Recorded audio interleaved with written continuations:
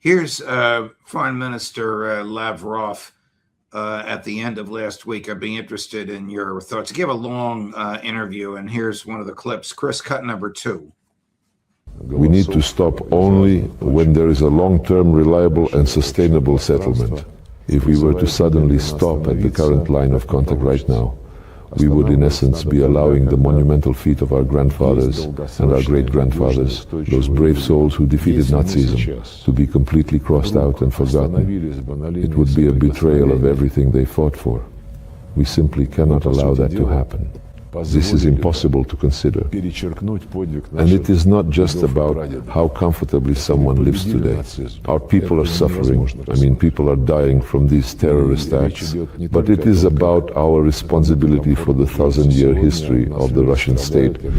Responsibility for the 1,000-year history of the Russian state, as I understand it, and I want your understanding in a moment, he draws a line from all the attempts to invade Russia up to NATO attempting to use, now actually using Ukraine as a battering ram. And he's including Napoleon and Hitler and those conquerors who preceded Napoleon. What are your thoughts? Well, it's understandable that he would say this. This is really for the benefit of the Russian public. It's not for you and me. It's not for the world at large, even though it's presented in that sense. Really is to give reassurance to the Russian public that his government is not going to stand idly by.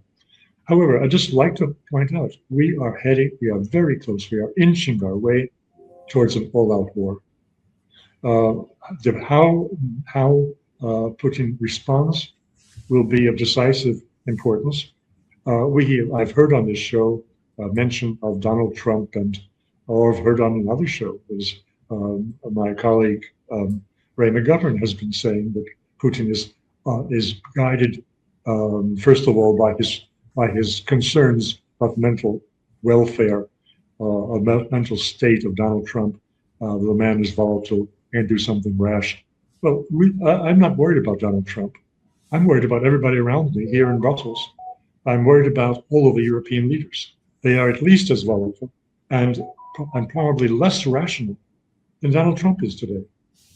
When you heard Burnham say what he said, that is totally mad. He heard the warning from the Russians, and he spit back at them. So what will Putin do? He's really between a rock and a hard place. He does nothing. Russia is ruined. He acts, and it is genuinely a possibility of an all-out European war.